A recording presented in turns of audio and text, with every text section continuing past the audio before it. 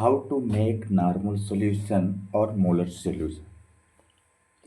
आज के वीडियो में हम लोग जानेंगे कि कोई भी केमिकल्स हो उसका नॉर्मलिटी मोलरिटी कैसे बनाते हैं, केमिकल रिएजेंट कैसे प्रिपेयर करते हैं, परसेंटेज में हो सकता है या फिर नॉर्मल हो सकता है या फिर मोलर भी कुछ भी हो सकता है। किसी भी कंपाउंड का मोस्टली जो लिक्विड फार्मूलेशन में बने होते हैं या फिर प्रिपेयर होते हैं उनके लिए, लिक्विड फार्मूलेशन के लिए।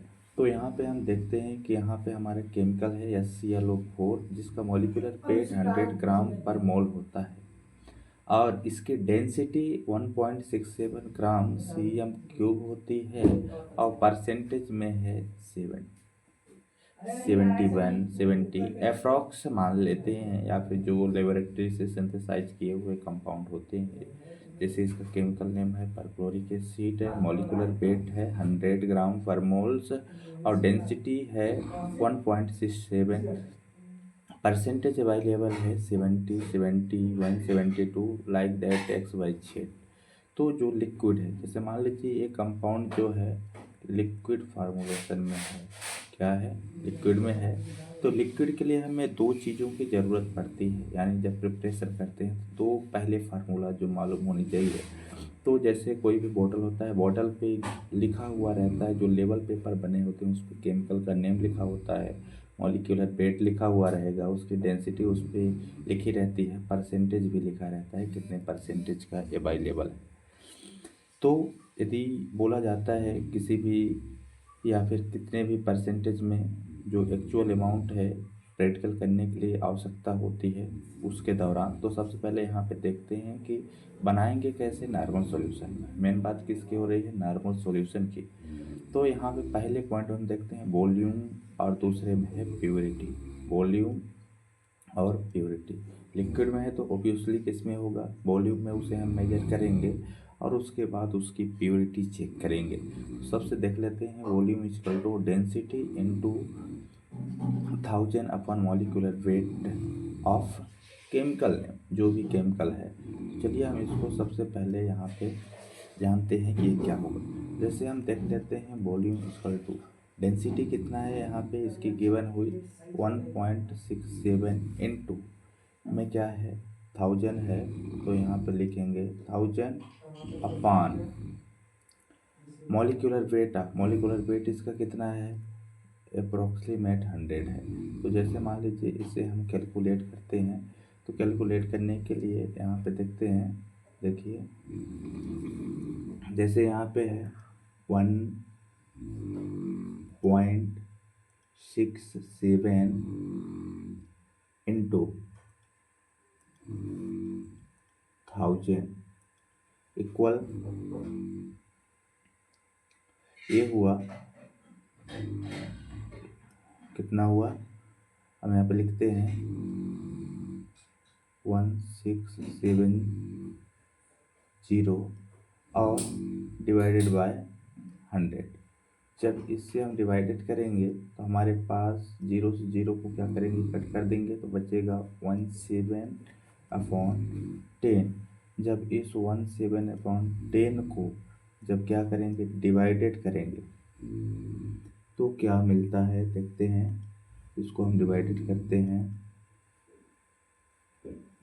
तो हमारे पास प्राप्त हो जाता है इतने। तो वॉल्यूम कितना प्राप्त हुआ, इतना। Volume equal to 16.7। अब हमारे पास क्या है कि परसेंटेज प्योरिटी चेक करनी है। क्या, परसेंटेज प्योरिटी, यहाँ पे देखते हैं परसेंटेज प्योरिटी। देखिए परसेंटेज प्योरिटी में यहाँ सबसे पहले क्या है, वॉल्यूम है। वॉल्यूम हमारे पास क्या आया हुआ है निकल के 16.7 इंटू रिक्वायर्ड परसेंटेज, कितने परसेंटेज अवेलेबल है, तो हम यहाँ पे लिखते हैं यहाँ पे 70 और यहाँ पे अपॉन में क्या है 100, तो हमने लिख दिया 100। अब जब इसे कैलकुलेट करते हैं, देखिए कैलकुलेट में कैसे करते हैं, देखिए 1.16.7 into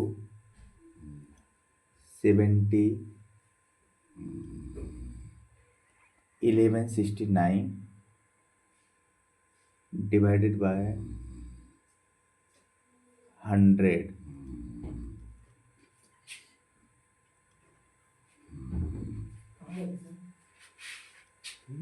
1169 divided by 100 equal, this is 11.69. 11.69, that is equal normality. Actual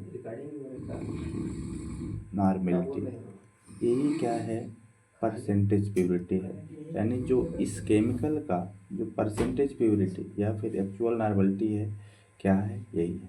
अब हमारे पास ये क्या होगा, एक्चुअल नॉर्मेलिटी। अब हम देखते हैं कि लिक्विड फार्मूलेशन में पहले से है, तो लिक्विड फार्मूलेशन के लिए हम एक फार्मूला और यूज करते हैं, क्या बनाने के लिए, नॉर्मलिटी बनाने के लिए। तो यहाँ पे होता है normality equal to N1 V1 equal to N2 V2। इसमें हम बनाते हैं, जैसे यहाँ पे देखते हैं actual normality N1 11.69 into V volume. हम यहाँ से देख लेते हैं कि वॉल्यूम क्या प्राप्त हुआ है, 16.7 इक्वल कितने में बनाना है, N2, दैट इज हम यहाँ पे 1 ले लेते हैं, इंटू डिजॉल्व हमेशा करते हैं किससे, 1000 से।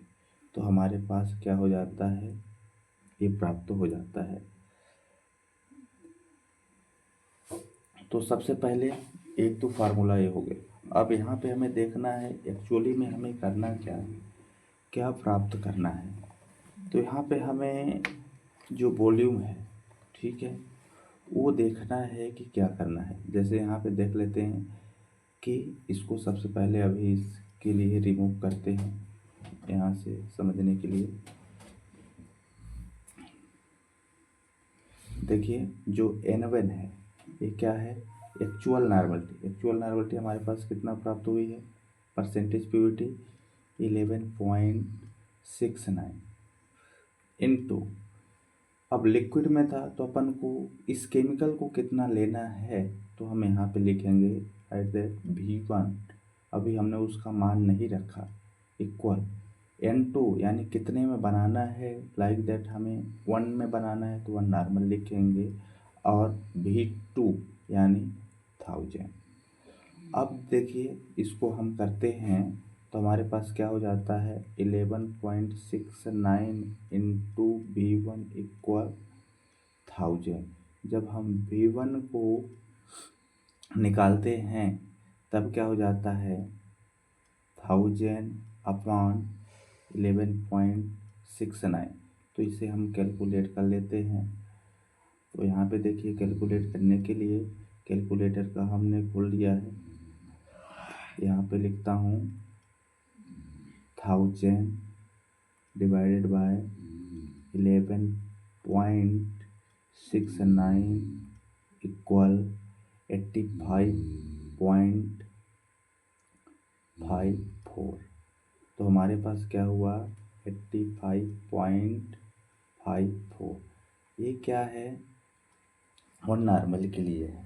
कितने नॉर्मल के लिए, 1 नॉर्मल के लिए। यहाँ पे क्या हो गया, 1 नॉर्मल के लिए। तो कहने का मतलब ये है कि 85.54 ml आपको लेना है 1 नॉर्मल बनाने के लिए, और सीधे 1 लीटर ऑफ डिस्टिल वाटर में डिजॉल्व कर देना है, तो 1 नॉर्मल का हो जाएगा। अब हम बात कर लेते हैं कि 0.1 का बनाना है। तो 0.1 बनाने के लिए 85.54 मल्टीप्लाई बाय 0.1 से मल्टीप्लाई किया जाएगा, तब हमारे पास आता क्या है 8.554 ml, इतना। और इतने ml को लेते हैं और सीधे 1 लीटर बॉटल में डिजॉल्व कर देते हैं डिस्टिल बॉटल में, तो क्या हो जाएगा 0.1 का। यदि हम बात करते हैं कि 0.1 का सॉल्यूशन 0.1 नॉर्मल का सॉल्यूशन बनाना है 50 ml में, तब हम क्या करेंगे, इसके लिए एक फार्मूला होता है, यहाँ पे देखेंगे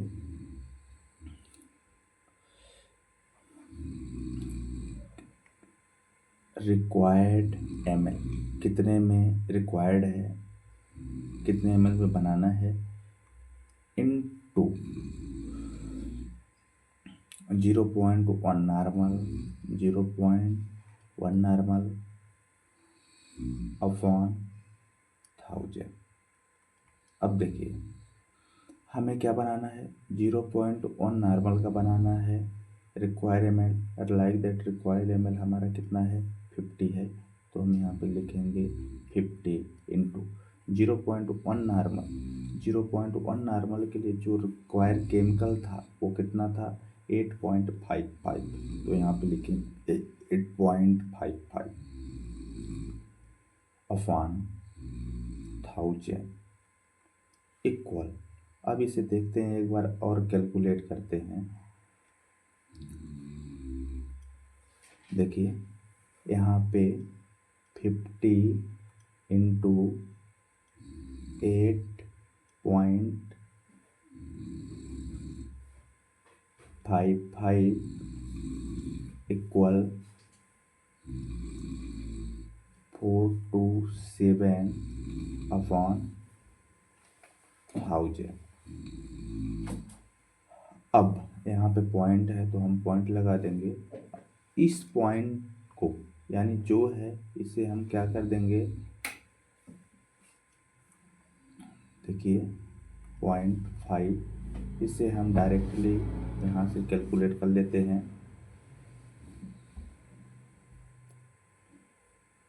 427.5 डिवाइडेड बाय 1000, तो हमारे पास प्राप्त क्या हो गया 0.4275, 0.4275 ml। ये क्या हो गया सिर्फ 50 ml के लिए। कितने ml के लिए 50 ml के लिए। तो करना कुछ नहीं है, 0.4275 ml लेना है और आपको डायरेक्ट 50 ml डिस्टिल वाटर में मिक्स कर देंगे, तो ये क्या हो जाएगा 50 ml का 0.1 नॉर्मल सॉल्यूशन बन जाएगा। अब देखते हैं यहाँ पे dissolve about 0.4275 ml of HClO4 in 50 ml of distilled water, that is